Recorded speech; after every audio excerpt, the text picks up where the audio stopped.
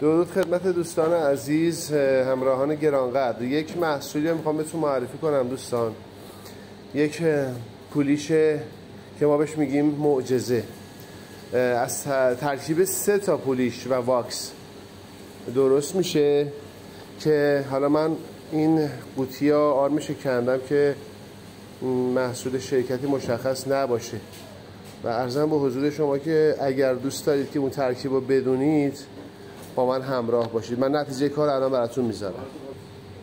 الان از اون ترکیب پالش که خدمتتون عرض کردم من گذاشتم رو سطح کار. ببین سطح کار الان سماده خورده، سماده 3000 خورده و الان پالش زدیم از همون معجونی که خدمتتون عرض کردم. بریم با ما همراه باشید دوستان عزیز. این هم نتیجه کار. ببینید براقی رو ببینید دوستان. این ترکیب پالش که خدمتتون عرض کردم فوق‌العاده است. اگه کسی دوست داره ترکیبشو بدونه فالو کنه و بیاد دایرکت بهش بگم.